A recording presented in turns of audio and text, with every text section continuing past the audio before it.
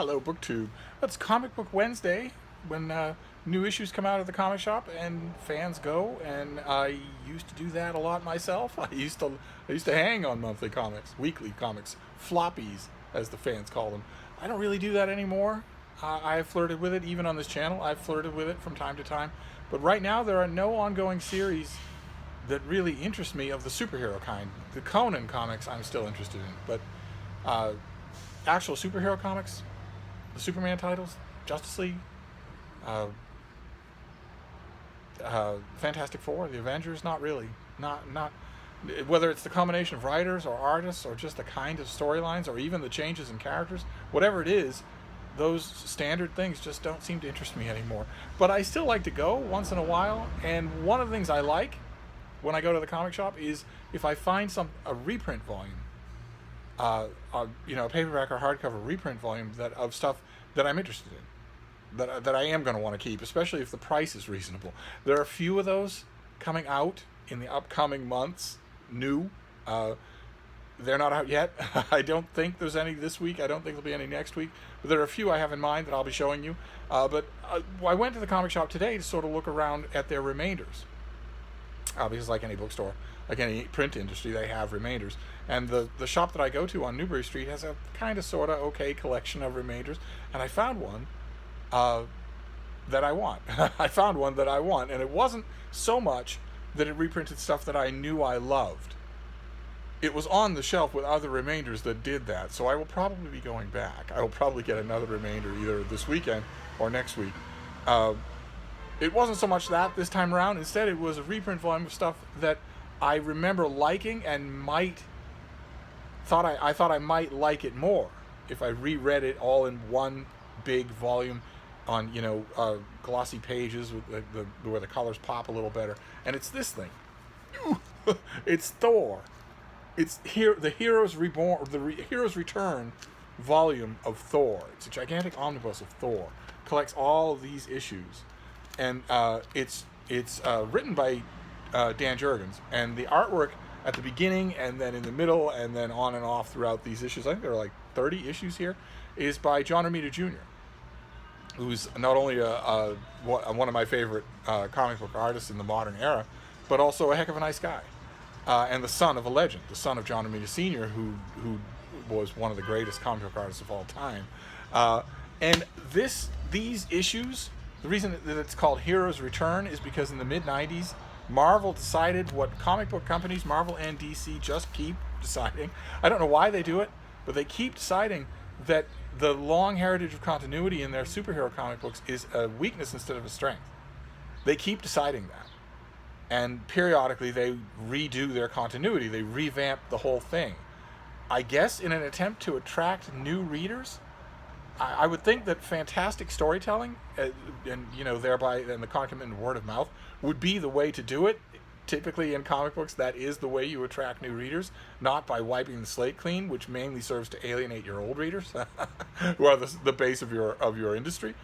But in the mid-90s, Marvel decided to do that. They had a big Megillah of a villain called Onslaught, and a portal was opened up into, a MacGuffin of a new universe.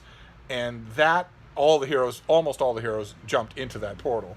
Of course, the X-Men didn't, because you don't want to mess with your cash cow. But almost everybody else did.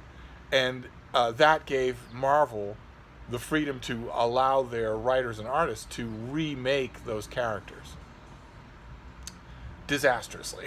There was not a single... That was the Heroes Reborn universe. All of a sudden, the Fantastic Four was re-envisioned. The Avengers were remade. A whole bunch of other characters were remade. Not given new number one issues, not just that, but given new origins, new personalities, new looks, new everything. And there's not a single one of those characters, not a single one of those Heroes Reborn titles that's worth the paper it's printed on. They're all garbage. Absolutely. All of them are garbage. And they were not popular with fans. Either new fans, they didn't pull in any new fans. These things never do. No matter what the continuity reboot is, they never pull in their promised new fans. But it also thoroughly alienated old fans because these things had been built over decades by many talented people. You wipe all that out and expect one writer and one artist to do anything that's worthwhile?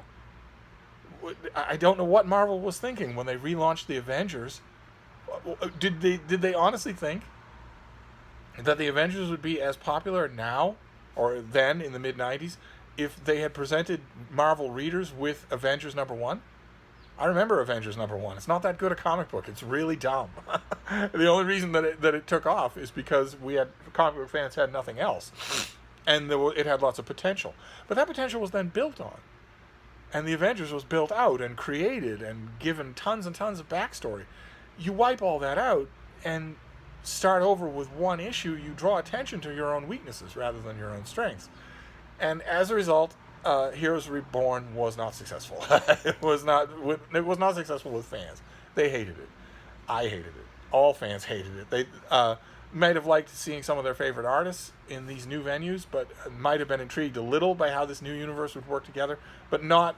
They didn't like it well enough to stick with it. That's for sure. And so Marvel read the tea leaves, and unlike the modern day Marvel, the 21st century Marvel, the 2020 21st century Marvel, would hear from all of those fans just in virtual unison, we hate this new thing you're doing. And 20th century Marvel, or 21st century Marvel would just keep doing it. In fact, they'd double down on doing it. 21st century, 2019 Marvel's idea of their interaction with their fans seems to be that if the vocal majority of their fans hates what they're doing, they must be doing something right. I do not understand that attitude at all. But in the mid-'90s, that did not hold sway. That was not Marvel's viewpoint. So they scrapped the Heroes Reborn universe. They made it a pocket universe that had been created by the ultimate Deus Ex Machina, Franklin Richards, the little boy, the son of Reed and Sue Richards from the Fantastic Four, whose cosmic powers seem to be to do whatever writers need him to do. Apparently, he creates a pocket universe, and that is what we were watching. That's what we were reading in those Heroes Reborn issues. And he decides eventually to bring the heroes back. Only, I guess he's not really bringing them back, because that pocket universe exists still, and those characters do make a reappearance. It doesn't matter. It doesn't matter. Whatever MacGuffin Marvel needed to do to get their heroes back, they did. And that also gave them a chance to relaunch everything with #1 issues again. Only it was our heroes back again. It wasn't these weird new versions of weird and universally inferior versions of these new heroes. Let's not even talk about Captain America's breasts. Okay, it's probably the most infamous single panel from the Heroes Reborn run on any title was Rob Liefeld giving Captain America enormous breasts. Let's not even talk about that. It gave Marvel a chance to bring all these characters back to the normal Marvel universe, to the normal Marvel continuity, and they did. The Fantastic Four came back. Captain America came back with a fantastic run. The Avengers and sooner or later, Thor as well. Thor and Doctor Doom were sort of separate from the other heroes. They took the long way around, but eventually Thor came back, and Marvel decided when they brought him back, they hired Dan Jurgens, who is he's a really bad comic book artist who is world famous, will be famous forever for the death of Superman. He's also a really bad comic book writer, but he's at least a better writer than he is an artist. I've never understood the fan veneration of this guy, his artwork especially, but also his writing. It's histrionic and disjointed, just like his artwork is. But they hired him, and they hired John Romita Jr. to do the relaunch of Thor with #1, which was something Thor had never had. Except for the Heroes Reborn universe, Thor started off in Journey into Mystery, and then moved over to his own comic book, retaining Journey into Mystery's numbering. So even though there was a first time that Thor had his own name on his own book, right in the middle of a storyline too. Marvel did it right in the middle of a terrific 5-part storyline. But even though that was the first time Thor had his own name on the comic, it wasn't #1. It just carried over Journey into Mystery's numbering. So Thor had his own #1. Of course, #1s are as common as pigeons on Marvel these days. There's never a week goes by that doesn't have a first issue from Marvel. And there are relaunches all the time. But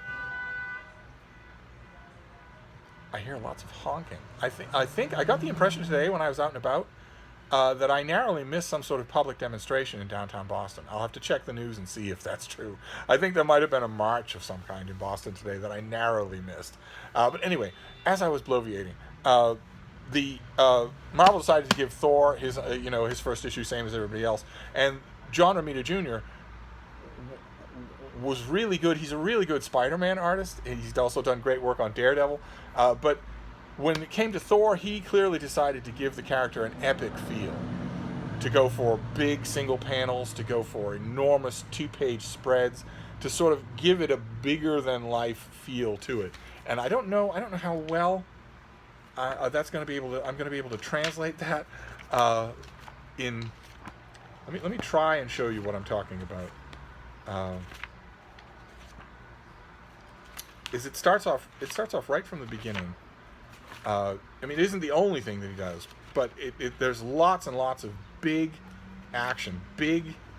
Okay, well, this isn't Thor. This is the Avengers. But there you go. That's sort of what I'm talking about. But let me get you another. Yeah, see, there's Thor versus Thanos. So big action lines, enormous. Yeah, look at this. There's Thor fighting the mighty Mangog, where it's the whole top of the page. Big panels, big epic feel to it. And I remember liking that about these issues. I was annoyed when I got them originally because I knew that just the way Marvel works, I knew that Jurgens and Romito Jr. would not be on this book for long before they handed it off to somebody else. I find that very annoying. I like long runs on Thor, and Thor benefits from that. The Lee Kirby run with Vince Colletta inks was one of the great runs of any superhero comic book in Marvel history. The Walt Simonson run on Thor is legendary for how great it is. Sure enough, that is true. But I've been lovingly rereading this volume all afternoon, and it's much better than I originally thought. Yes, it's true that John Romita Jr. bows out after a few issues, but there are a whole bunch of other great artists. Andy Kubert does also great epic work here. Stuart Immonen, even Eric Larson, the creator of Savage Dragon, does what is now comparatively rare Foursquare superhero comic book artwork. And it's very strange, but by the time he did his issues, I wonder if I can quickly get to them. By the time he did his issues, he was just about as stylized as he could get. Just enormous hands, enormous upper bodies. Yeah, look at this. See that? Look at that. Just unabashedly cartoony, but in a way that I thought was very effective. And the big storylines here. You've got Mangog, you've got the Dark Gods, you've got Thanos, you've got the Living Talisman. All sorts of the Dan Jurgens and a couple of other writers. They very much wanted to give Thor epic enemies, and that works really well. So I'm glad that I got this volume. Actually, I was thinking that it was. I didn't want to buy it. It was like $130 when it was out originally. I wanted to buy it when it was cheaper. I was still thinking that. I think I got this for around $70. I was still thinking that was a bit much. For something that I was thinking, you're only going to really like a few of these issues. But I've had a great time reading through her. I'm sure that this is a good run. I'm sure that I will keep rereading these. So that was my comic book experience for today. It was oldies but goodies. It was 30-year-old stuff from the Hero's Return run on Thor. And I'm strongly thinking that I might want a couple of other remainders that I saw there. I don't know. We'll see. I like these things, I admit, better than I like the floppy issues now. These things just go on a shelf, and they stand up forever to time, whereas my single issues in the cardboard long boxes are falling apart. They immediately start to fall apart, whereas these are a little more durable. So that was my comic book adventure for today. My favorite Marvel superhero is Thor, of course. People have always said, comic book friends of mine have always said, well, that's only because he's super strong and has a gigantic red cape. He's Marvel's answer to Superman. That's why you like him. But no, and that's part of it. But I also like the blending of Norse mythology with superhero comics. That was Stan Lee's original inspiration, was to do that. And I like how later writers face that challenge. It is an enormous challenge. It's in its own way an even greater challenge than the writers face when they write Superman, because Thor actually, he's as strong as Superman, but he also has an unbeatable weapon and is an immortal god. So he's from an alternate reality, a weird space kingdom, and has all that baggage with him as well. So, Thor and Superman, at least on blueprint paper, are unbeatable. And yet you've got to come up with exciting adventures for them every single month. That's what I've always liked about Superman, for going back 50, 55 years, is watching the creativity that he tends to bring out in his writers. It's only in the lately, it's only in since 2010, something like that, that the writers for Superman and Thor have abandoned creativity in favor of lopping people's arms off, in favor of altering the continuity every single issue, in favor of revamping the character. Like I'm a new, very hot property British comic book writer, and I snort a pile of cocaine every day, and I've got all these outlandish ideas. But when it comes to somebody like Superman or Thor, I don't know. What am I supposed to do with this guy? It's not like don't ask me to be creative. Instead, what I'm going to have is I don't know, some cosmic entity will cut his hand off. There you go. So I don't have much interest. I don't have much interest in the Superman continuity in which Jor-El is alive. Sorry, I just don't. And I don't have much interest in a Thor continuity in which he's a one-armed drunk.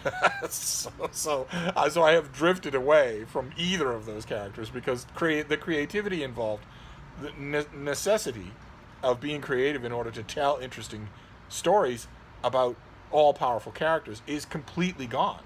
At least the last time I checked. Completely gone from those comics. So I tend to buy older stuff as well. But I might do that again. If I do, there'll be a follow-up comic book video. So you're forewarned.